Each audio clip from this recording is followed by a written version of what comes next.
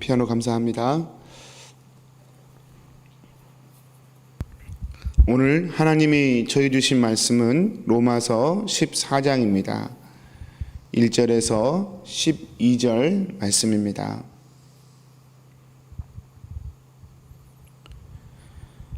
믿음이 연약한 자를 너희가 받되 그의 의견을 비판하지 말라. 어떤 사람은 모든 것을 먹을 만한 믿음이 있고 믿음이 연약한 자는 채소만 먹느니라. 먹는 자는 먹지 않는 자를 업신여기지 말고 먹지 않는 자는 먹는 자를 비판하지 말라. 이는 하나님이 그를 받으셨음이라. 남의 하인을 비판하는 너는 누구냐? 그가 서 있는 것이나 넘어지는 것이 자기 주인에게 있음에 그가 세움을 받으리니 이는 그를 세우는 권능이 주께 있음이라. 어떤 사람은 이 날을 저 날보다 낮게 여기고 어떤 사람은 모든 날을 같게 여기나니 각각 자기 마음으로 확정할지니라. 나를 중히 여기는 자도 주를 위하여 중히 여기고 먹는 자도 주를 위하여 먹으니 이는 하나님께 감사함이요 먹지 않는 자도 주를 위하여 먹지 아니하며 하나님께 감사하느니라. 우리 중에 누구든지 자기를 위하여 사는 자가 없고 자기를 위하여 죽는 자도 없도다. 우리가 살아도 주를 위하여 살고 죽어도 주를 위하여 죽나니 그러므로 사나 죽으나 우리가 주의 것이로다. 이를 위하여 그리스도께서 죽었다가 다시 살아나셨으니 곧 죽은 자와 산 자의 주가 되려 하심이라. 내가 어찌하여 내 형제를 비판하느냐? 어찌하여 내 형제를 업신여기느냐? 우리가 다 하나님의 심판대 앞에 서리라. 기록되었으되 주께서 이르시되 내가 살았노니 모든 무릎이 내게 꿇을 것이요 모든 혀가 하나님께 자백하리라 하였느니라. 이러므로 우리 각 사람이 자기 일을 하나님께 짓고 하리라. 아멘. 아멘. 성도님, 오늘 말씀은 굉장히 독특한 말씀이라고 생각합니다. 왜냐하면 채소만 먹는 사람을 뭐라고 표현했냐면 믿음이 연약한 자라 그렇게 표현했어요. 그리고 모든 것을 먹는 사람을 믿음이 있는 자로, 믿음이 강한 자로 그렇게 표현을 했습니다. 성도님들, 이것이 잘 생각해 봐야 할 게, 오늘날 우리식으로 말하자면 성도님들, 우리의 형편으로 보면 그냥 아주 놀멀하게 술을 잡수시는 분이 믿음이 강하다고 얘기할 수 있습니까? 크리스찬이기 때문에 술을 안 먹는다고 말씀하시는 분이 믿음이 강하다고 얘기할 수 있습니까? 일반적으로는 후자이죠. 그렇지 않습니까? 이제 일반적으로는 후자라고 얘기할 수 있어요. 나는 믿는 사람이기 때문에 먹는 것도 좀 가리고, 그렇죠? 뭐 피우는 것도 좀 가리고, 그럴 수 있거든요. 그리고 믿는 사람이기 때문에 아무래도 일요일이라고 하는 주일은 조금 구분해서 살려고 애를 쓰고 그러잖아요. 믿음이 강하신 분이 그렇게 하잖아요. 근데 오늘 말씀은 거꾸로 되어 있어요. 채소만 먹는 사람이 믿음이 약하다. 이것저것 막 구분하고 이렇게 마음대로 못 먹고 그런 사람을 믿음이 약한 자라 그랬고, 이것저것 그냥 가리지 않고 다 먹는 사람을 믿음이 강한 자라 그랬어요. 그러니까 여러분, 성경은 그냥 이렇게 눈에 보이는 대로 다 해석하면 이상하게 결론이 지어지는 부분도 상당히 많습니다.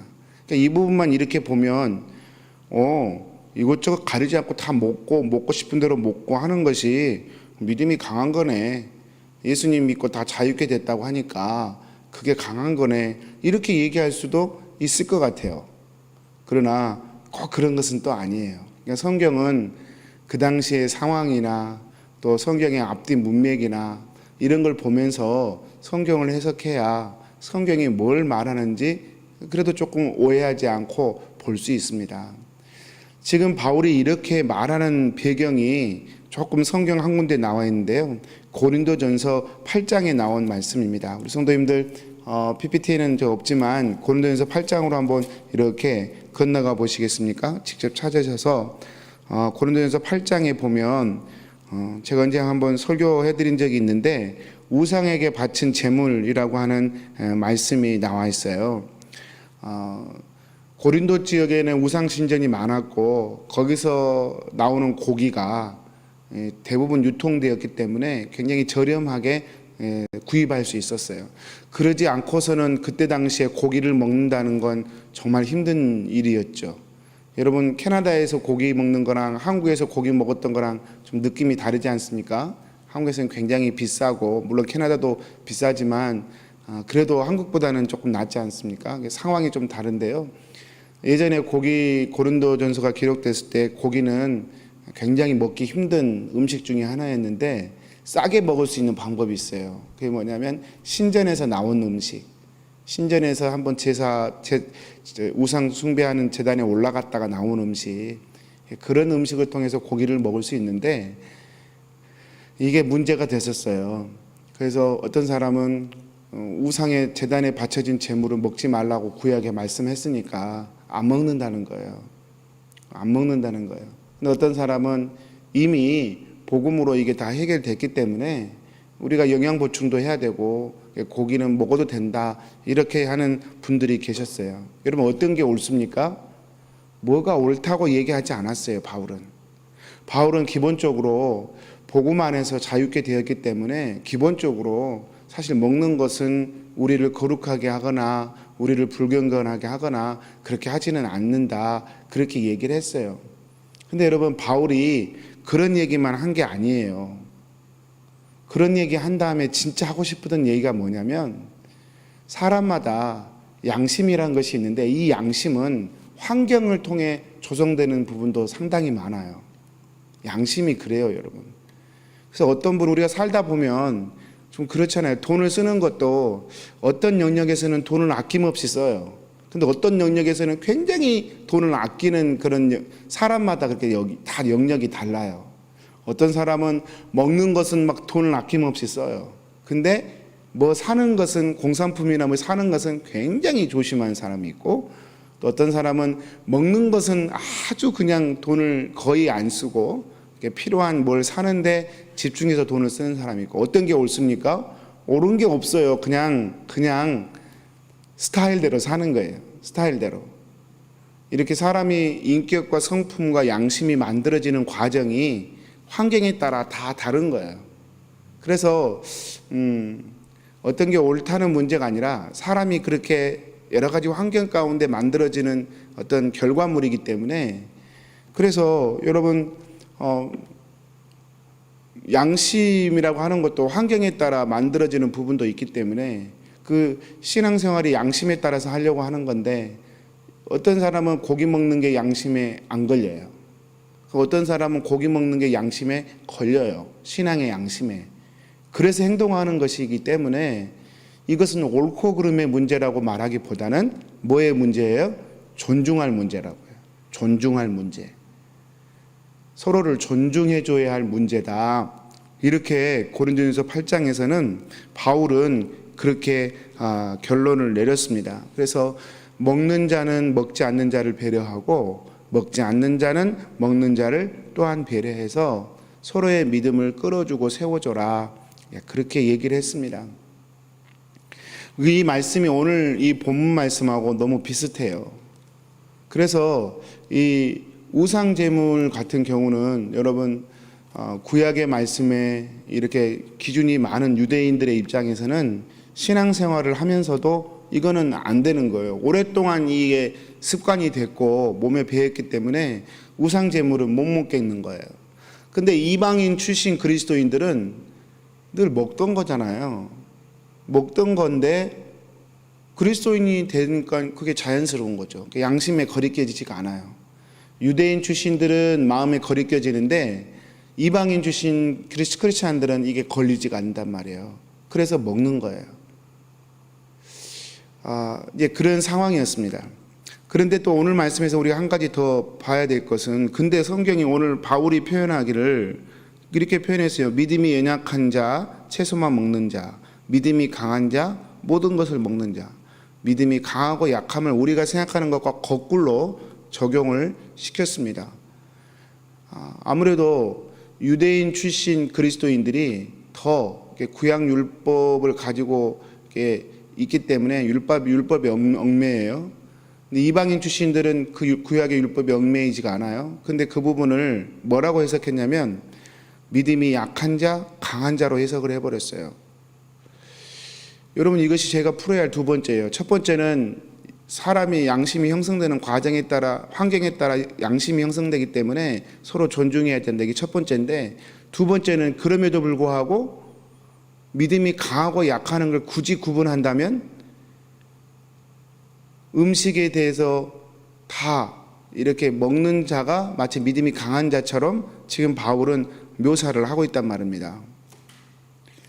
여러분, 이게 왜 이렇게 바울이 이렇게 얘기하냐면 율법에 얽매여 있는 유대인들보다 율법에 얽매이지 않는 이방인들이 더 하나님의 복음의 자유를 누리고 있는 상태이기 때문에 그렇게 표현을 해버리는 거예요.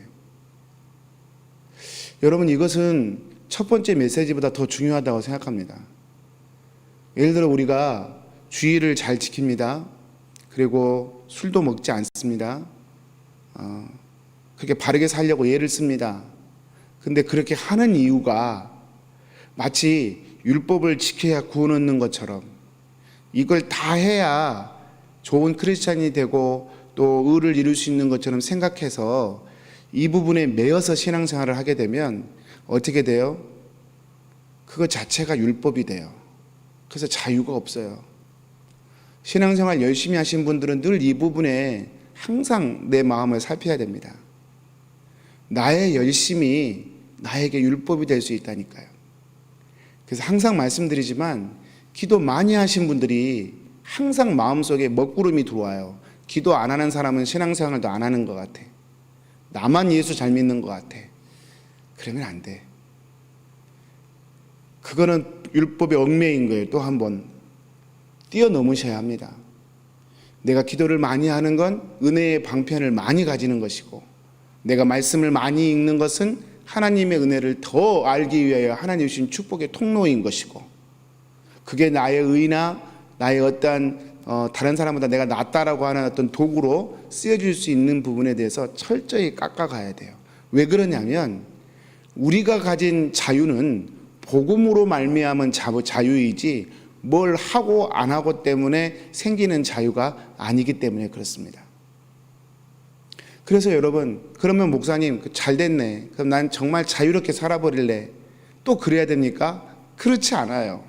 오늘 사도 바울이 결론으로 말하기를 우리가 먹든지 마시든지 사나 죽으나 주를 위해 한다. 여러분, 나를 지키든지 뭘 하든지 먹든지 안 먹든지 채소만 먹든지 고기를 먹든지 하나님을 위해 한다. 이것이 최종 결론이에요. 하나님을 위해 산다고 하면서 굳이 안 해도 되는 걸 할 필요는 없죠. 예를 들어서 정말 꼭 하나님의 영광을 위해 나는 술을 먹어야 되겠다, 그러면 할 수 없지만 사실 일반적으로 봤을 때는 꼭 하나님의 영광을 위해 그러실 필요는 없죠. 하나님의 영광을 위하여 굳이 내가 남들이 안 먹는 걸 찾아서 먹을 필요는 없겠죠. 그러나 안 먹는다고 그것이 나의 의는 되지 말아야 한다는 거예요. 먹든지 안 먹든지 서로를 존중하고 환경에 따라 또 서로의 그 성장의 배경에 따라 또 신앙의 정도에 따라 그냥 하는 것을 여러분 우리가 서로 인정해주고 바라봐주고 품어줄 필요가 있는 것이죠. 말씀을 마치겠습니다. 성도님들, 오늘 말씀이 그렇게 간단한 말씀은 늘 아니라고 생각합니다. 첫 번째로요, 서로의 다름을 인정해 주셔야 합니다. 두 번째로요, 말씀을 붙들고 복음의 자유를 누리는 게 중요합니다. 무엇을 행하든 이것을 잃어버리지 않는 것이 정말로 중요합니다. 오늘 또 우리 성도님들 예수님 안에서 승리하십시오. 예수님은 절대로 여러분을 떠나지 않으십니다. 예수님은 여러분을 떠나지 않으시고 저를 떠나지 않으시고 항상 우리와 함께 하신다고 약속하셨습니다. 그분은 약속을 어기지 않습니다. 우리 예수님과 함께 오늘도 여러분 힘내시고 크든지 작든지 말씀 주신 것 또 순종하고 붙들고 또 양심에 따라 하나님의 법을 이루는 우리 성도님들 되시기를 주님의 이름으로 축복합니다. 우리 기도하겠습니다. 사랑하는 하나님, 오늘 또 말씀 주셔서 감사합니다. 주님, 우리의 환경에 따라 또 우리 신앙의 양심에 따라 우리 신앙의 색깔과 모양이 사뭇 다를 수밖에 없음을 오늘 또 말씀을 통해 생각해 보게 됩니다. 사랑하는 주님, 서로의 환경과 여건에 따라 다르게 나타나는 신앙의 모양을 우리가 서로 존중하고 지켜주고 또 하나님께 내어 맡기며 서로 사랑만 할 수 있도록 은혜를 허락하여 주옵소서. 가족들이 서로를 존중하고 우리 성도들이 서로가 서로를 존중하고 교회가 교회를 존중하고 그래서 하나님 정말 하나님 안에서 복음의 자유와 사랑을 늘 누리며 경험하는 저희 모두가 되어지도록 축복하여 주옵소서. 오늘 또 주님만 의지하옵고 예수님의 이름으로 기도합니다. 아멘. 하늘에 계신 우리 아버지여, 이름이 거룩히